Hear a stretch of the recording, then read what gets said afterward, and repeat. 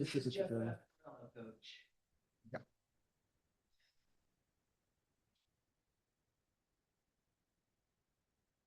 May I proceed? Would you please introduce yourself to the court? Good afternoon. My name is Jess Pascarello. What do you do for a living, Ms. Pascarello? I own my own consulting firm, Poker Security, which detects cheating, poker cheating. Now, before we get into a little more about what your current job is, I want to talk a little about what you did before you got into the consulting business. What did you do before? I was a professional poker player for around 24 years. Were you a good poker player? If I could say so myself. I usually won. I was taking home usually 6 figures, maybe sometimes 7. So it was definitely a good way to make a living. Impressive. Now, when did you stop being a professional poker player? It was approximately 2019, and that was when I opened my own consulting firm. So what does your consulting firm do? Right, so like I mentioned before, it prevents and detects poker cheating. And who are your clients? So some of my clients are Wynn, the Aria Casino, and then Casino de Monte Carlo. Now, Ms. Pascarello, how did you become involved in today's? So I was retained by the defense to investigate on whether or not the defendant cheated at the belt tournament that occurred on April 19th, 2024. Did you conduct that investigation? Yes, I did. What materials did you review for that investigation? So I reviewed exhibits 1 through 10, and then I reviewed AJ's Bolito deposition, Lee Bowles' deposition, and then another Mrs. Rosenblatt's deposition as well. And what methods did you use during your investigation? So I used the compare or contrast method. So I compared the facts of this case, and I contrasted them with the common forms of cheating in the poker industry. Is this an ordinary method to use in your field? Yeah, absolutely. And were the facts sufficient that you reviewed to form an opinion? Yes. Were you able to reliably apply method of comparing to the facts that you had for today's case? Yes. Now, first, I want to talk about Robert Little and his capacity for trick dealing. Are you familiar with what trick dealing is? Yes.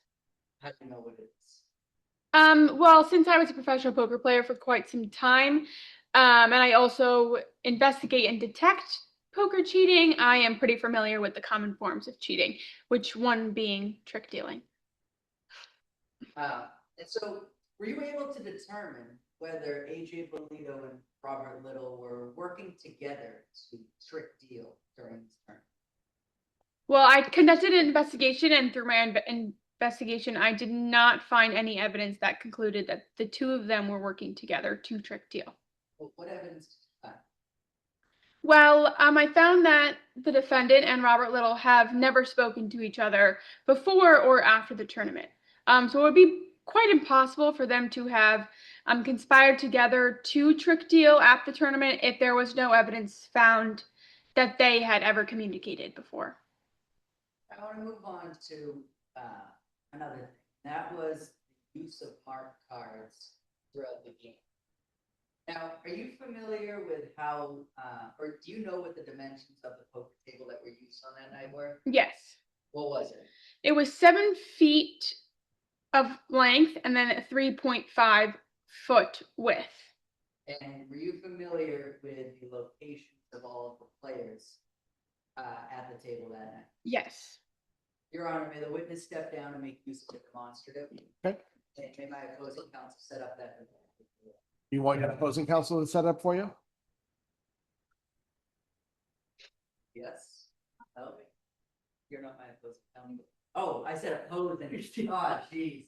I mean, my co-counsel. Sure. Oh. Like, what's the problem?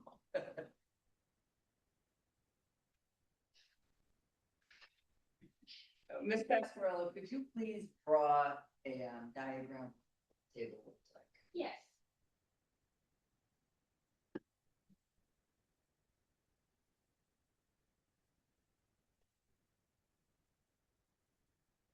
And now, could you please draw circles indicating where each of the players were sitting on that night?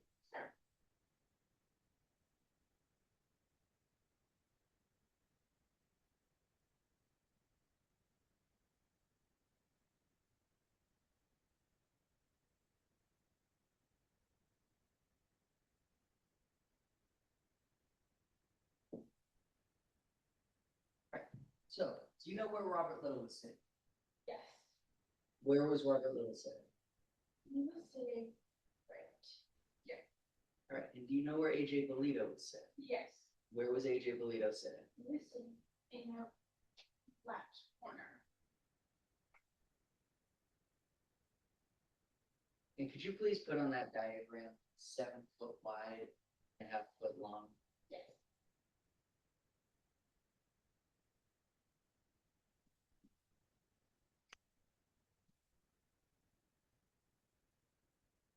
Now, Ms. Pasquarello, would AJ Bolito have been able to see the cards of somebody that was sitting in the opposite corner of her? Yeah.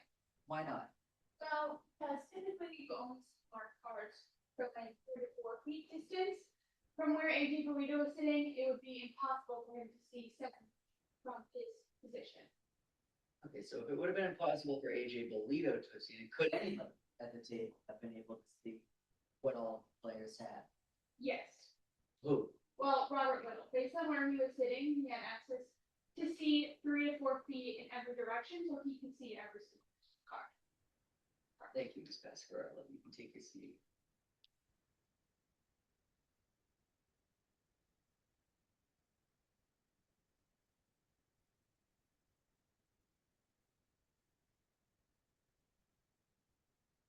Now, Ms. Pasquarello, I want to talk to you about AJ Bolito as a player. Have you ever competed against her?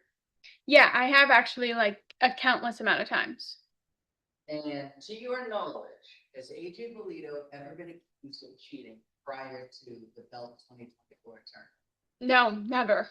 And based on your previous interactions with her, have you ever seen her cheat in a poker game?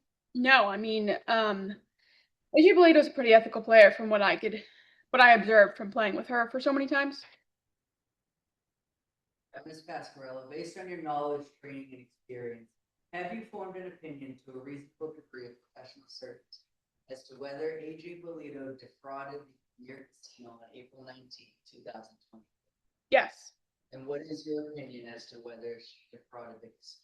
My opinion is that the defendant did not defraud the casino at the Belt tournament. Why not?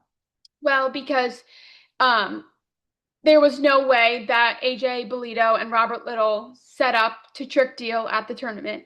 There was no way for AJ Bolito to have seen all of the marked cards from where he was sitting at the poker table.